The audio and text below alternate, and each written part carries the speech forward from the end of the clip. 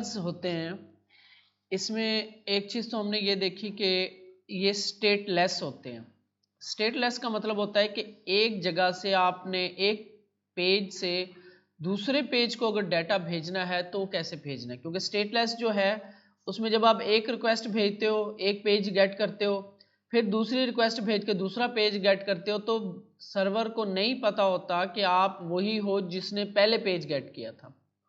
उसके पास एसएच कोई रिकॉर्ड नहीं होता। HTTP जो प्रोटोकॉल है ये बेसिकली स्टेटलेस होता है।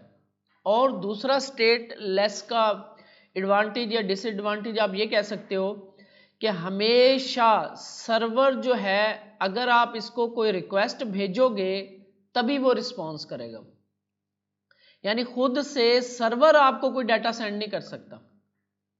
जब तक आप उसको कोई रिक्वेस्ट नहीं भेजोगे तब तक आपको कुछ भी नहीं मिलेगा। सर्वर जो HTTP प्रोटोकॉल के थ्रू जो सर्वर्स होते हैं वो हमेशा रिक्वेस्ट के रिस्पॉन्स में आपको डाटा देते हैं, कभी भी वो आपको खुद से डाटा नहीं दे सकते।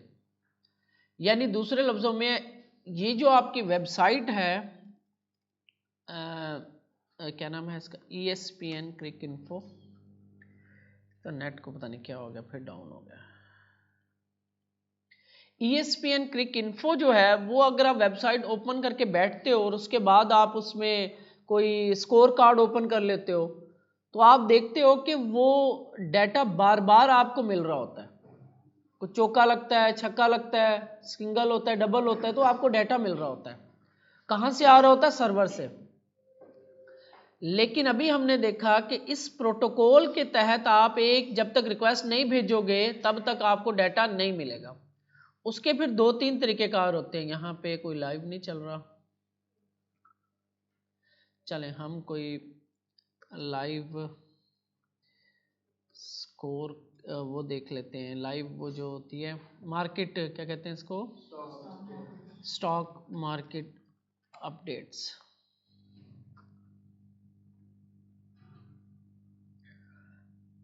आज मंडे है ना, हाँ चल रहा होगा।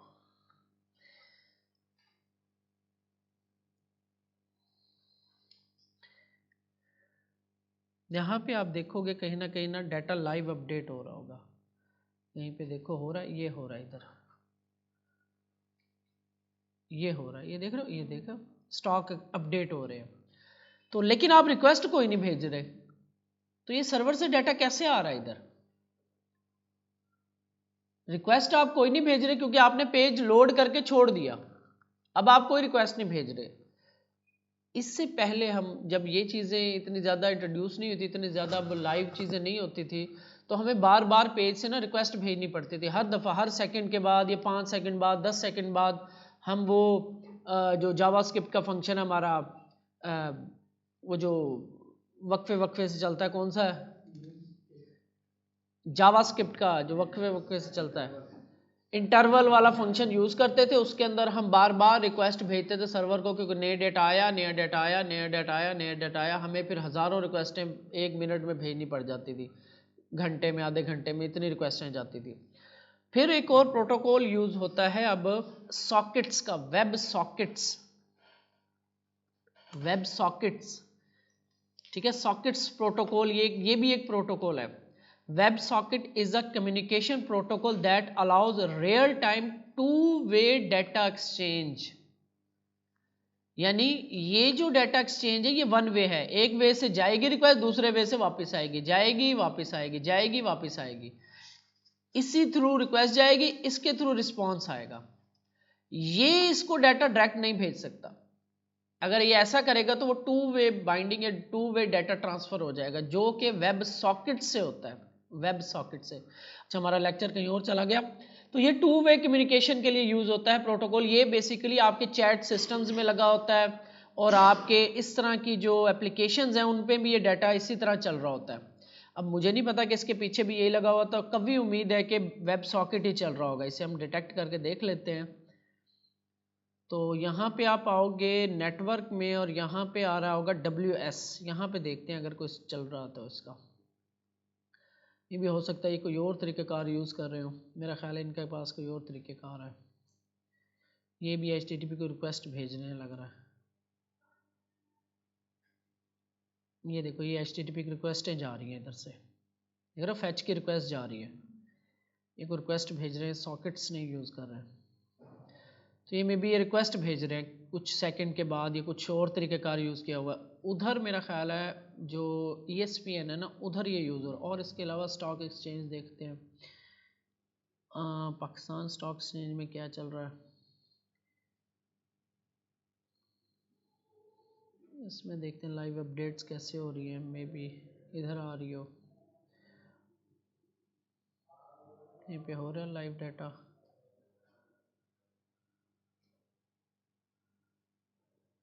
नहीं, इसके अलावा ये जो क्रिप्टो होती हैं,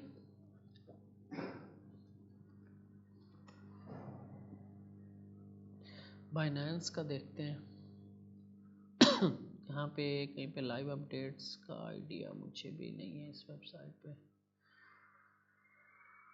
ये यहाँ पे चला था, ये मे भी ये कर रहे हैं, ये कहीं पे अपडेट कर रहे हैं, ये स्ट्रीम चल रही है, ये स्ट्रीम चल रही है। ये आपका यहाँ से WS का मतलब होता है वेब सॉकेट्स, तो इनके सॉकेट्स चल रहे हैं, ये कोई डाटा सर्वर भेज रहा है इनको। जैसे ही हम, होता क्या है इसमें, जैसे एक बंदा इस वेब पेज को ओपन करता है तो इसका एक लिंक बन जाता है, एक लिंक, परमानेंट लिंक बन जाता है, एक टनल बन जाती है, टनल समझते हो, टनल बन जाती है। टनल मतलब आप यूँ समझ लो पानी वाला पैप नहीं जैसे लगा देते, ऐसे पानी वाला पैप लगा देते हैं, उसके थ्रू डाटा आ भी रहा होता है, जा भी रहा होता है, एक किस्म का डायरेक्ट लिंक बन जाता है, टनल बोलते हैं।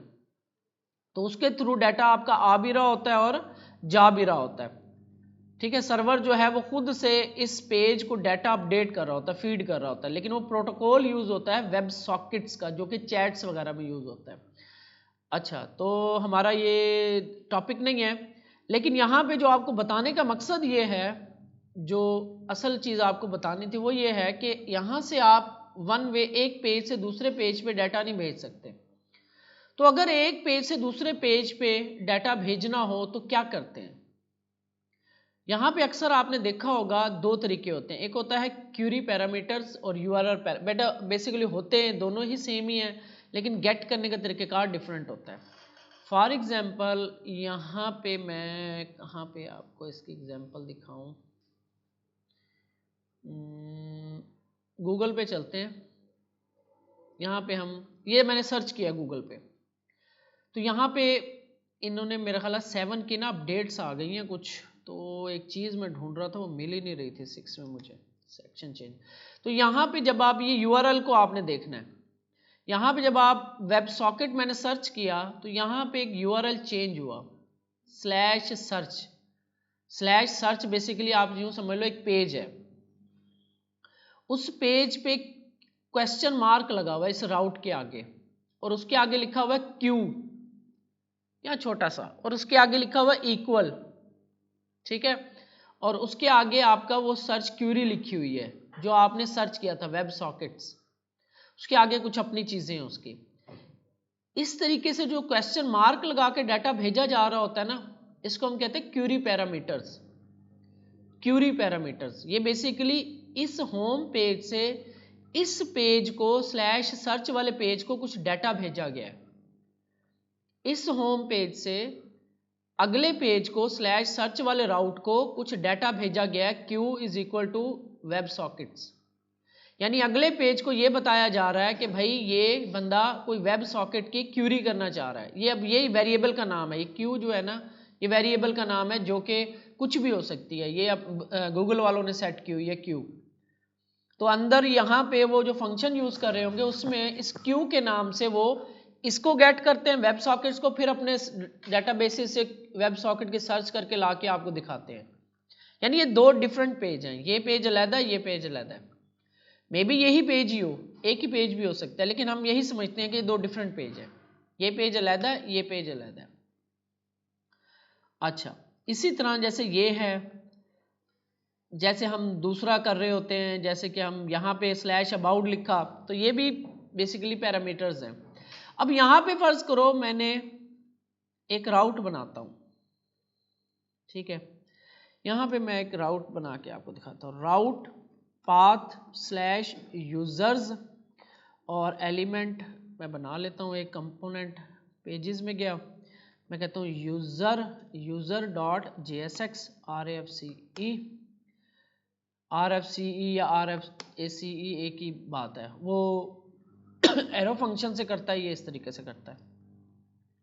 तो ये यूज़र का एक पेज बन गया, यहाँ पे मैंने राउट सेट किया यूज़र्स और एलिमेंट हमारा होगा एलिमेंट, इंपोर्ट कर ले इसको, पहले इंपोर्ट यूज़र है तो पेजेस से यूज़र आ गया और एलिमेंट इज इक्वल टू करली ब्रेस /यूज़र, ये आपका एक राउट बन गया। मेन्यू में जाता हूँ,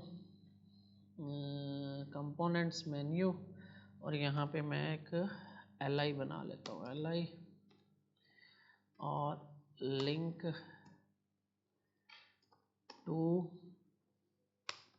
/यूज़र्स या स्टूडेंट्स या यूज़र, जो भी आप करना चाहो। और क्या आता है आपका, बस क्या कर रहा हूँ मैं, सेल्फ क्लोजिंग करेंगे ना।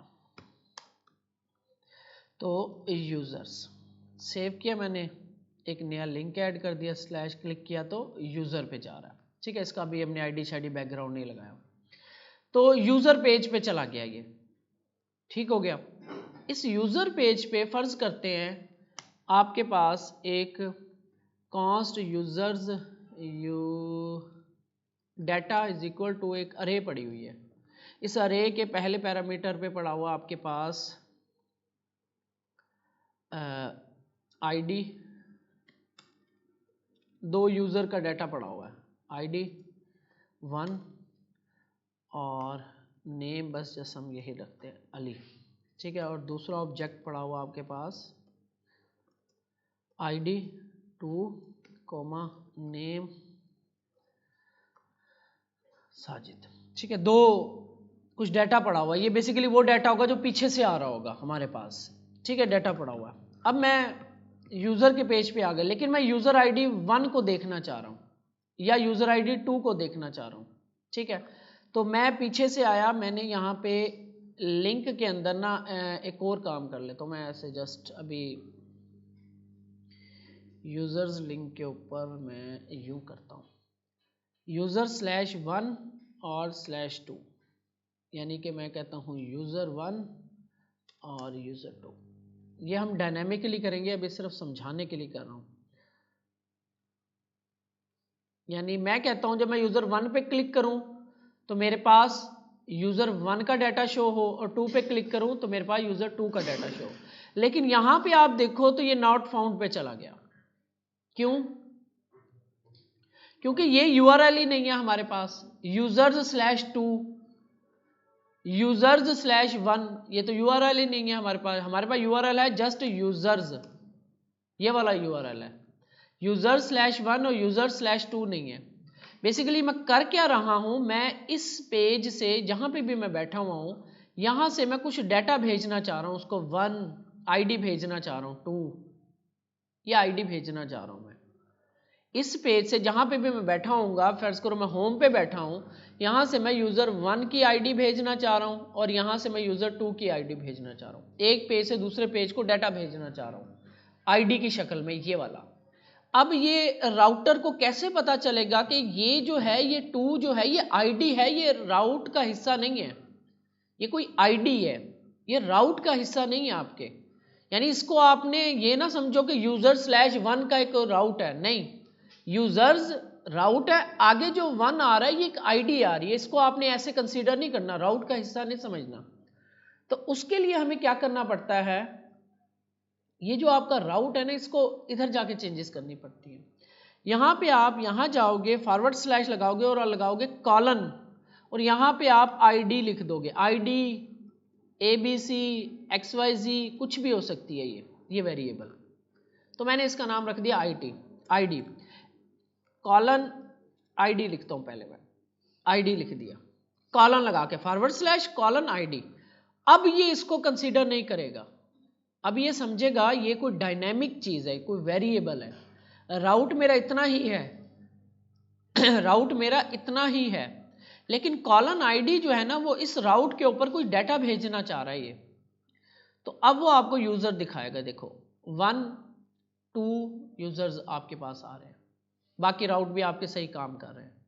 लेकिन यूजर 1 और यूजर 2 हमने दो एक स्पेसिफिक राउट बना लिया। राउट बेसिकली एक ही है, लेकिन मैं यहाँ से आपको ना दो डिफरेंट डाटा भेज के दिखा रहा हूँ, फिर हम डायनेमिकली बनाएंगे ये।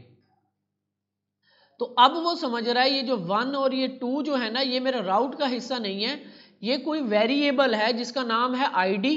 उसके थ्रू ये वेरिएबल जो वैल्यू है ना 1 या 2 ये भेजी जा रही है इस पेज को, यूजर्स वाले पेज को। अब इस वैल्यू को जो हमने यूजर वाले पे भेजी है, इसको गेट कैसे करते हैं, यहां पे हमने कैसे गेट करना होता है, उसके लिए आपको हुक यूज करना पड़ेगा। इंपोर्ट करेंगे, अच्छा ऐसे लिख लिया करोगे ना आप रेक्ट राउटर डॉम, तो अब आपको ये सजेशन सही दे देता है ऐसे, यूज पैरम्स, ये हुक है। यहां पे आओगे आप const params is equal to use params, इस तरीके से इसको यूज करना है। इसको एक्सट्रैक्ट ऐसे नहीं, ऑब्जेक्ट एक्सट्रैक्ट होता है। इसको फिर आप कंसोल लॉग करवाओगे और देखते हैं इसमें हमें क्या मिलता है।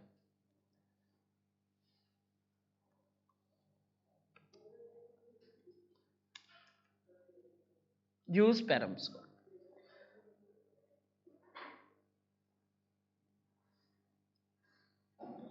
यहां पे एक ऑब्जेक्ट मिलेगा आपको, देखो बाकी ये कहीं पे भी नहीं मिलेगा आपको, यहां पे भी नहीं मिलेगा, यहां पे भी मिलेगा, यूजर 1 पे या यूजर 2 पे आपको एक ऑब्जेक्ट मिलेगा। और इसके अंदर देखो वो आईडी, वही वेरिएबल आईडी और उसकी वैल्यू 1, और 2 पे क्लिक किया तो 2, 1 पे क्लिक किया तो 1, इस पे क्लिक किया तो 2।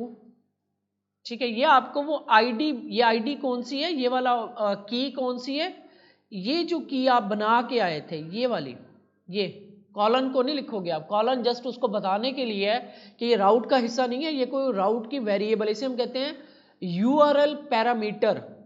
यूआरएल क्या पैरामीटर है ये, एक होता है क्यूरी पैरामीटर और एक होता है पैरामीटर। पैरामीटर हमें सेट करना पड़ता है यूआरएल के थ्रू, क्यूरी पैरामीटर हमें सेट नहीं करना पड़ता। तो अभी हम पैरामीटर सेट कर रहे हैं जी। आईडी की जगह की, मतलब इसकी जगह आप कुछ भी लिख सकते हो। अब मैं यहां पे SID लिख देता हूं, सेव करता हूं, तो अब ये ऑब्जेक्ट के अंदर आपके पास SID आ रहा है। ठीक है, अब SID 2 पे क्लिक किया, SID 2, और ये आपका ऑब्जेक्ट है। कौन सा ऑब्जेक्ट है, यूजर के लाइन नंबर 7 के ऊपर जो कंसोल हो रहा है, यानी पैरम्स का, इस यूजर की पैरम्स का लाइन नंबर 7 पे ये जो है। अब इसको अगर आप डॉट लगाओगे, ये ऑब्जेक्ट है तो इसकी की आ रही है SID, तो कैसे गेट होगी, हैं ऑब्जेक्ट की कैसे गेट होती है, डॉट क्या क्या नाम, ये ऑब्जेक्ट है, ये ऑब्जेक्ट है। अब मैं कैसे गेट करूंगा इसकी A1 और 2 की वैल्यू कैसे गेट करूंगा, पैरम्स एक ऑब्जेक्ट है। क्या हो गया यार, और उधर को छोड़ो, ये आपके आगे नहीं नजर आ रही है SID कॉलन 1, ये नजर नहीं आ रही है आपको ऑब्जेक्ट की, ये क्या है, ऑब्जेक्ट होता है की वैल्यू पेयर है, ये क्या है, ये क्या है ये, तो की कौन सी बनेगी अब SID, यही मैं आपको कह रहा हूं, क्या हो गया SID। अब आपके पास वैल्यू आ गई 2 1, 2 पे क्लिक करूंगा 2 मिलेगा आपको, 1 पे क्लिक करूंगा 1 मिलेगा। पीछे जो ऊपर URL के अंदर लिखी हुई है वो वैल्यू गेट की है मैंने प्रोग्राम के अंदर, अपने फंक्शन के अंदर, लेकिन ये स्पेसिफिक होती है। ये पीछे से जहां से ये मैंने मेन्यू बनाई है ना, ये तो मैंने अभी मेन्यू में रख दिया आपको, ये डायनामिक लूप्स के थ्रू आ रही होगी, यानी यूजर्स आ रहे होंगे या प्रोडक्ट्स आ रही होगी, प्रोडक्ट्स के ऊपर क्लिक करेंगे, फिर उसके पेज के ऊपर जाएंगे, डिटेल्स आएगी उसके प्रोडक्ट की। तो हमें पता कैसे चलेगा कि कौन से प्रोडक्ट की हमने डिटेल देखनी है, तो ऊपर से आईडी जो आ रहा होगा, यूआरएल में आईडी जो आ रहा है, जैसे ये 1 आ रहा है 2 आ रहा है, इसी तरह हम ये आईडी लेंगे इधर, ये 1 या 2 जो भी होगा वो आईडी आपको मिल जाएगा इस जगह पे, इस कंपोनेंट के यूज पैरम्स के थ्रू इस जगह पे, उसकी बेस पे आप फिर लॉजिक लिखोगे।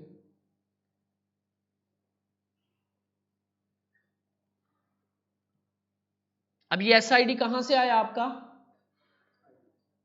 यहां से, ये आपका SID है। अब इसका नाम मैं कुछ भी रख दूंगा तो ऑब्जेक्ट आपका जो ये पैरम्स का ऑब्जेक्ट है वो उसके आगे फिर वही की आएगी जो आपको ऊपर से फिर मिलेगी वैल्यू मिलेगी। तो यहां पे आपके पास पैरम्स के थ्रू URL के अंदर जो पैरम्स होते हैं वो मिलते हैं, तो उसमें से हमने एक SID निकाल लिया। अब उसकी बेस पे हम यहाँ पे एक ऑब्जेक्ट बना लेते हैं, कॉन्स्ट स्टेट की वैल्यू कॉन्स्ट, तो मैं कहता हूँ स्टूडेंट STUDENT और सेट स्टूडेंट यूज स्टेट, तो ये ऑब्जेक्ट आएगा एक, तो खाली ऑब्जेक्ट है, या इसको मैं नल लिख देता हूँ एक दफ़ा नल, और यहाँ पे लगाऊंगा मुझे अब जैसे ही ये चले तो मुझे इसमें से डाटा उठा के, यानी कि दो ऑब्जेक्ट है मेरे पास, इन दो में से ID की बेस पे मुझे एक ऑब्जेक्ट उठा के इसके अंदर रखवाना है, तो उसके लिए मुझे यहाँ पे यूज़ इफेक्ट यूज़ करना पड़ेगा क्योंकि वो फर्स्ट टाइम चलता है। यूज़ इफेक्ट, इसके अंदर आपको ये कॉल बैक और सेकंड पैरामीटर खाली अरे, और इस पैरामीटर के अंदर मुझे फाइंड का फंक्शन लगा के आपको स्टूडेंट गेट करना पड़ेगा डाटा में से, तो ये आपका आएगा STD, मैं नाम रख रहा हूँ इसका, STD is equal to, spelling गलत हो रहा है, const STD is equal to data dot find, और इसके अंदर से S एक स्टूडेंट, कॉल होगा S डॉट ID बराबर होती है पैरम्स डॉट SID के, यानी वो स्टूडेंट निकालो, लूप लगेगा डाटा के ऊपर, इसके ऊपर लूप लग रहा है, ठीक है, लूप पहला ये वाला चलेगा और इसकी ID वाली SID को मैच करेगा पैरम्स में जो ID आ रही है, अगर तो मैच हो जाएंगे तो वो निकाल के इसमें रख देगा, 1 होती है 2 होती है जो भी होती है, वो आपका ऑब्जेक्ट यहाँ पे मिल जाएगा। इस ऑब्जेक्ट को फिर सेट स्टूडेंट में जाके हम STD रिप्लेस कर देंगे, और यहाँ पे आप उसकी वैल्यूज़ दिखा दो, किसी भी तर्ज में दिखा सकते हो। मैं एक छोटा सा टेबल बना लेता हूँ सिंपल, जस्ट इसमें बूटस्ट्रैप तो नहीं है हमारे पास, तो बल्कि ऐसे ही दिखा देता हूँ, मैं एक सिंपल दिखा देता हूँ। मैं कहता हूँ H3, मैं कहता हूँ name is equal to student, वो जो ऊपर से हमने गेट किया है जिसके अंदर हमने रखा है स्टूडेंट डॉट नेम, ठीक है, बस सिंपल सेव। अब आते हैं इधर, और मेरे पास आ रहा है एरर, एक दफ़ा एरर कह रहा है आपको नेम, क्या कह रहा है जी, कैन नॉट, अच्छा फर्स्ट टाइम क्योंकि ये नहीं होती, ठीक है, नल है, इस वजह से वो एरर दे रहा है मुझे, ठीक है, तो आप यहाँ पे क्वेश्चन मार्क लगा दो कि अगर ये ऑब्जेक्ट है तो आपको नज़र आए, अदरवाइज ना नज़र आए। ऑप्शनल चेनिंग की है ये मैंने। एरर क्या था, पहले एरर समझ लो। फर्स्ट टाइम जब ये लोड होता है फर्स्ट टाइम, तो इसको एरर मिलता है क्योंकि फर्स्ट टाइम जो है वो नेम की प्रॉपर्टी नहीं मिलती, पहली दफ़ा ये रन हो जाता है। फिर जैसे ही यूज़ इफेक्ट चलता है, फिर यूज़ इफेक्ट क्या करता है, इसमें से इस ऑब्जेक्ट में से इस ID की बेस पे स्टूडेंट को उठाता है और स्टेट में रख देता है। तो जैसे ही वो स्टेट में रखता है तो कंपोनेंट दोबारा चलता है, तो दूसरी दफ़ा उसको ये मिल जाता है, लेकिन एरर फर्स्ट टाइम ही आ जाता है क्योंकि स्टूडेंट डॉट नेम जो है ये नल पड़ा होता है, तो उसको एरर आ जाता है। तो हम यहाँ पे क्वेश्चन मार्क लगाने का मकसद ये होता है कि अगर ये ऑब्जेक्ट है और इसकी प्रॉपर्टी नेम है तब शो करवाओ, अदरवाइज हमें यहाँ पे टर्नरी ऑपरेटर लगाना पड़ता। ऐसे ऐसे हम कहते कि student dot name is equal to या नॉट इक्वल टू नल, या अनडिफाइंड आएगा, नॉट इक्वल टू अनडिफाइंड। अगर अनडिफाइंड नहीं है तो आपने स्टूडेंट डॉट नेम जो है वो शो करवा देना, एल्स आपने कुछ नहीं शो करवाना। रिफ्रेश करेंगे तो अभी वो, अच्छा ये यहाँ पे आपको यहाँ पे भी चेक नहीं क्योंकि ये फिर हम वैल्यू गेट कर रहे हैं, तो इसको ऐसे नहीं जस्ट ऐसे रखते देखते हैं, अब करता है? अभी भी नहीं करेगा क्योंकि नल की हम प्रॉपर्टी गेट कर रहे हैं। हम यूँ कह सकते हैं कि student not equal to null. अगर वो नल नहीं है यानी कि ऑब्जेक्ट बन चुका है तब ये शो करवा दो, अदरवाइज खाली जगह स्पेस। अब आपको नजर आ रहा है साजिद, स्टूडेंट 1 साजिद, स्टूडेंट 2 भी साजिद। अच्छा यहाँ पे हमें वो चेंज नहीं हो रहा, वाई? रिफ्रेश करते हैं तो हम देखते हैं 1 की हमें मिल रही है, यूज इफेक्ट दोबारा नहीं मिल रहा क्योंकि हम उसी URL पे हैं।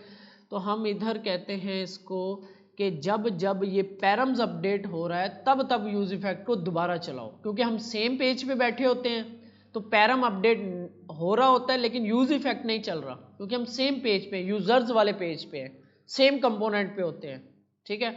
तो यूज इफेक्ट आपका दोबारा नहीं चलता, लेकिन अब लेकिन पैरम्स आपका अपडेट हो रहा है। अगर मैं इसको ख़त्म करूं तो ये कंसोल लॉग यहाँ पे हो रहा है ना SID, तो पैरम की वैल्यू देखो अपडेट हो रही है। क्लिक किया दोबारा कंसोल, क्लिक किया दोबारा कंसोल, लेकिन यूज इफेक्ट आपका एक दफ़ा चला है क्योंकि कंपोनेंट रेंडर हो चुका है। ये दोबारा रेंडर नहीं हो रहा, कंपोनेंट एक ही दफ़ा रेंडर हुआ है। तो इधर मैं रख देता हूँ पैरम्स, क्योंकि पैरम्स की वेरिएबल मेरी अपडेट हो रही है हर दफ़ा। अब आपके पास उम्मीद है कि सही काम होगा। अली साजिद, अली साजिद। तो ये हमने किस बेस पे कर रहे हैं? इस वेरिएबल की बेस पे, इस पैरामीटर की बेस पे। यूजर के आगे जो आईडी लगा हुआ है इसे हम कहते हैं URL पैरामीटर। अब होम पे हम बैठे हैं, यहां से हम डाटा सेंड कर रहे हैं इस पेज को। हम बता रहे हैं कि यूजर्स वाले पेज पे अभी हम कर रहे हैं मैनुअल, ये 2 1 2 मैंने लिख दिया, ये हम लूप के थ्रू करेंगे। ये अभी मैंने मैनुअल आपको भेज रहा हूँ, बता रहा हूँ। अब मैं यहाँ पे भी कर सकता हूँ ऐसे, users/2 का रिकॉर्ड दिखाओ मुझे। एंटर किया तो मैंने साजिद मिल गया मुझे। अब मैं कहता हूँ कि users/1 का रिकॉर्ड दिखाओ, अली आ गया। यानी ये बेसिकली हो क्या रहा है, हम एक पेज से दूसरे पेज को, या हम यूँ कह लें कि एक पेज को हम कोई डाटा सेंड कर रहे हैं, पेज को हम डाटा सेंड कर रहे हैं URL पैरामीटर के थ्रू। ये जो आपका ये हो रहा होता है गूगल पे भी, ये भी डाटा सेंड कर रहे होते हैं। इनका एक पेज है google.com/search, ये भी एक पेज है इनका। लेकिन ये पेज जो है ये आपको राउट यहीं पे कर दिया उसने कि भाई इसको जब तक आप कुछ दोगे नहीं। अब देखो मैं गूगल में सर्च नहीं करूँगा, ऊपर सर्च करूँगा, मुझे पता है कि इसका राउट क्या है। Search $Q is equal to, मैं कहता हूँ रिएक्ट राउटर डॉम, इसको सर्च करो। तो ये देखो मुझे लिखने की भी जरूरत नहीं, राउट से ही मैंने डाटा भेज दिया उसको, ठीक है। तो उसने वो देखो ये यहाँ पे आ गया। ये उन्होंने इस तरीके से अपने सेटिंग की हुई है जैसे कि हमने कर दी। जैसे हमने इसे बताया कि भाई जाओ और user2 का डाटा लेकर आओ, वो डाटा उठा के ले आया। लेकिन अभी क्योंकि लोकल पड़ा हुआ है, अभी हम नेक्स्ट जो है इसको सारा डायनेमिक करेंगे। लेकिन इस दफ़ा ये जो काम है ना, ये हमने अब जाके करना है, बैकएंड स्टार्ट करेंगे अपना बैकएंड पहले, बल्कि ये कर लेंगे। और जो हम सॉकेट आईओ से कर रहे थे, वेब क्या है हमारा डेटाबेस जो यूज़ कर रहे थे इससे पहले, हम मॉक एपीआई से कर रहे थे, उससे कर लेंगे, फिर हम अपने डेटाबेस में जाएंगे। अब ये बेसिकली आपका पैरामीटर URL पैरामीटर्स होते हैं। ये बड़ा अहम होता है कि किस तरीके से हम URL पैरामीटर सेंड करते हैं, क्योंकि जब हम एक पेज से दूसरे पेज पे जा रहे होते हैं तो अगले पेज को नहीं पता होता कि आप कहाँ से आए हो, तो मैंने क्या चीज़ दिखानी है। तो उस पेज को हम एक ही तरीके से डाटा भेज सकते हैं और वो होता है URL पैरामीटर्स के थ्रू। अगले पेज को पिछले पेज से हम URL पैरामीटर्स के थ्रू डाटा भेज सकते हैं। यानी यहाँ से ये जो मैंने यहाँ पे रखा है ना, अगर मैं इसको यहाँ से उठाऊँ इस डाटा को, और मेन्यू है ना, मेन्यू यहाँ पे ला के रख दूँ ऐसे, और मैं यहाँ पे इसका नाम रख देता हूँ स्टूडेंट्स। अब मैं इसको डायनेमिक बनाता हूँ, इस चीज़ को एक्स करता हूँ LI को, और ये स्टूडेंट्स है मैं यहाँ पे लगाता हूँ मैप स्टूडेंट्स डॉट मैप, इसके अंदर मुझे एक एक स्टूडेंट मिलेगा। जैसे मैंने जस्ट समझ लिया यहाँ पे जस्ट आईडीज पड़ी है हमारे पास स्टूडेंट्स की, और हमारे पास कोई डाटा नहीं है, मेन डाटा हमारा वो वहाँ पे पड़ा हुआ है। ठीक है, अब मैं यहाँ से जस्ट आईडीज पास करूँगा इसको, और उस स्टूडेंट वाले पेज पे तो मैं कॉल बैक, यहाँ पे कॉल बैक फंक्शन, ठीक है, यहाँ पे रिटर्न, और यहाँ पे मैं li रिटर्न करूँगा, ठीक है, और इसके अंदर लिंक रिटर्न करूँगा, ऐसे ओपन क्लोज, और इसका जो टू है ऐसे, और ये पाथ कैसे बन रहा था मैंने अभी, ये ऐसे पाथ है। ठीक है, ऐसे पाथ बनाने हैं मैंने दो, तो ये मेरे पास आईडीज यहाँ पे आ रही हैं, तो इनको मैं अब यूज़ करूँगा स्लैश, इसको मैंने टू के अंदर करली ब्रेस इसलिए लगाई है, मैंने इसके अंदर यूज़ करना है बल्कि बैक टिक की नहीं, स्ट्रिंग की, जस्ट स्ट्रिंग भी लगा दूंगा तो काम चलेगा, नहीं बैक टिक लगाता हूँ, और इसके अंदर स्लैश यूज़र्स और स्लैश $, ऐसे, और यहाँ पे आ जाएगा आपका ये मैप में से std यानी एक एक स्टूडेंट, और std यानी एक एक ऑब्जेक्ट std.id, ये आपका ये वाली चीज़ डायनेमिकली बन गई। सेव करता हूँ तो ये आपका लिंक्स ऐसे बन जाएंगे। लिंक को इंपोर्ट तो किया है लेकिन यहाँ पे कुछ लिखा नहीं, ये यहाँ पे मैंने लिखना है अब ये होगा आपका ये URL बनेगा ना, तो ये आपका 2 हो गया, तो यहाँ पे मैं कहता हूँ यूज़र, और 1 की जगह यहाँ पे आ जाएगा आपका ये std.id, सेम इसी तरीके से ही ये भी सेम इसी तरह ही बनेगा। सेम को उठा के मैं इधर ले आता हूँ, ऐसे जस्ट यहाँ पे लिखना क्या है, मैंने ये जस्ट ऐसे लिख दूंगा, और ये भी ख़त्म कर देता हूँ, और इसे कहता हूँ यूज़र std.id 1 और std.id 2, एक दफ़ा ये एक दफ़ा वो, तो हमारे पास ये 1 2, ठीक है। अभी डायनामिक बन रहे हैं, 1 पे क्लिक किया अली, 2 पे क्लिक किया साजिद, ये अब हमारे पास डायनेमिकली आ रहे हैं। ये ख़त्म कर दिए ये आईडीज़ की बेस पे, कोमा लगा के मैं एक नई आईडी डाल देता हूँ, ID 3, सेव किया मैंने, एक लिंक मैप चल रहा है तो एक लिंक और बन गया, लेकिन उसका रिकॉर्ड हमारे पास नहीं है। ठीक है, हम यहाँ पे आते हैं, और यहाँ पे आके हम वो आता है जब पैरामीटर में SID 3 मिलता है तो 3 हमारे पास नहीं है, तो हम इसे कहते हैं, तो इसका कंसोल लॉग करवा के देखें, अगर ये नॉट फाउंड आता है तो क्या मैसेज आता है, अगर मतलब रिकॉर्ड ना मिले तो इसमें क्या आता है std में, अनडिफाइंड। तो अगर अनडिफाइंड आ रहा है यहाँ पे, अगर अनडिफाइंड आता है तो हम लॉजिक ये लिखते हैं, यहाँ पे एक लॉजिक लिख लेते हैं, एक ये सिंपल अभी मैं काम कर रहा हूँ, const student found set student found use state false, तो स्टूडेंट फाउंड फॉल्स, एक मिनट, अच्छा हम ऐसे क्यों चेक कर रहे हैं, हम अगर यहाँ पे करते हैं कि std अगर अनडिफाइंड तो इसके अंदर आपके पास नॉट इक्वल टू नल, अगर ये होता है आपके पास नॉट इक्वल टू नल, तो उसके बाद अगर होता है ये अनडिफाइंड, दूसरी सिचुएशन में क्या बनेगा, ये अनडिफाइंड बनेगा, तो नल और अनडिफाइंड एक ही तरह ट्रीट होते हैं, यूँ ही कर लेते हैं हम। फाउंड जस्ट मैं सिंपल लिख देता हूँ, सेट फाउंड, तो ये फॉल्स, ठीक है।